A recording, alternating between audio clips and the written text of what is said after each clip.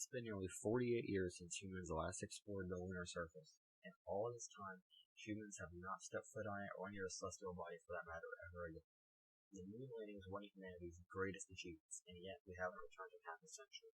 Unfortunately, the only reason it got to that point was due to competition with other people, and since that competition is no more, so is most people's desire to go back. It's amazing how technology 50 years ago could put humans on a floating rock 150 million kilometers away from us. But yet, we can't go. Space is one of the best times for human technological advancement. Many of the items that we use on a daily basis are a direct result of experimentation in space and back on Earth. From everyday freeze-dried foods and LED lights that are used even on the device you're watching from.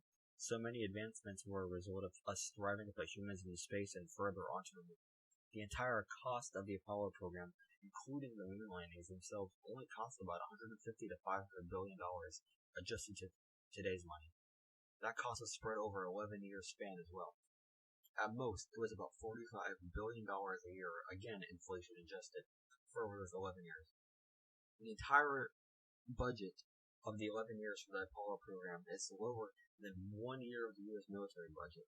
The U.S. military budget is about $633 billion for 2020, and it's the highest in the world. The next 10 countries behind us don't even add up. Imagine what advancements if we took half the money of our military and put it into NASA or other scientific research. The budget for NASA of 2020 is $23 billion, and every year it goes smaller and smaller and smaller. Thankfully, private companies like SpaceX have stepped in to fill in the void that the government left when it ended the funding. It's incredibly odd that a company 18 years old has made such great strides and almost prepared for human landings on Mars. SpaceX predicts to put humans on Mars by about 2024, while NASA doesn't even predict till 2030. NASA has been around for 62 years, and it's being beaten by an 18-year-old company. The U.S. has the highest nominal GDP of about $20 trillion, but yet we can only spare a measly $23 billion for NASA. That's 0.48% of our total budget. To put that in perspective, the military gets 3.5% of our budget. Now, don't get me wrong, I don't hate the military by any means, but it's just that the budget is ridiculous compared to the rest of the world. Unfortunately, unless we have people in office that care about space or science whatsoever, we're going to be stuck with a very limited and very underfunded NASA. Companies like SpaceX are going to have to step in and fill in the void left by the government.